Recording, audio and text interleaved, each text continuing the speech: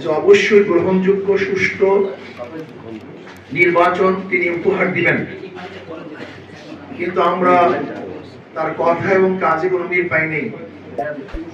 নির্বাচনের দিন সম্পর্কে আপনাদের সবাই জানা আছে যে ইভিএম এ নির্বাচন অনুষ্ঠিত হয়েছিল। সেখানে বিভিন্ন পত্রিকা রিপোর্টে আগের থেকে 30% ভোট গ্রহণ করার বক্তব্য এসেছে। বিভিন্ন কেন্দ্রগুলি দখল করার, বিভিন্ন কেন্দ্রের থেকে এজেন্টকে নামিয়ে দেয়া, বিভিন্ন কেন্দ্র অবৈধভাবে ভোট দেওয়া চিত্র আমরা মিডিয়ায় দেখেছি।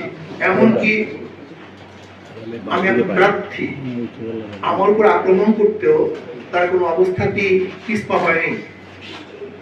আমি তৎকালীন সময় পুলিশ কমিশনার এবং এখানে যে নির্বাচনের দায়িত্বে ছিলেন, আমরা তাদের কাছে অভিযোগ দিয়েছিলাম, কিন্তু দুঃখজনক বিষয় হলো এই, তারা রিসিভ কমিটি পর্যন্ত আমাদেরকে দেয়নি।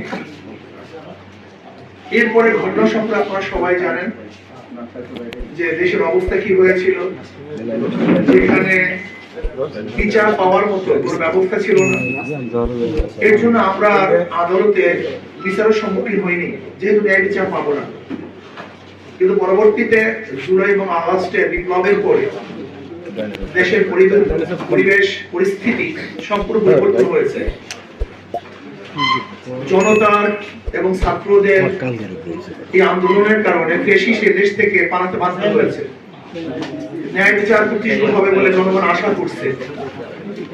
ইতিমধ্যেই দেখা যায় যে চিটাগং এবং ঢাকা প্রার্থীরা যারা ন্যায় বিচার পেয়েছিল না, তারা নতুনভাবে কেস করে আদালত থেকে নির্বাচিত হয়েছে।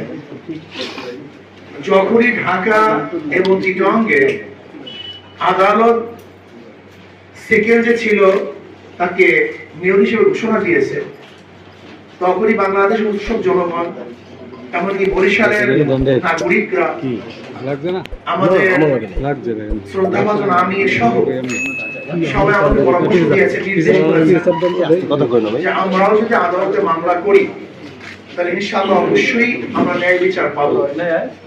সেই হিসাবে যেহেতু মামলা দেরি হয়েছে, কিন্তু জজের এখতিয়ার আছে মামলা গ্রহণ করার।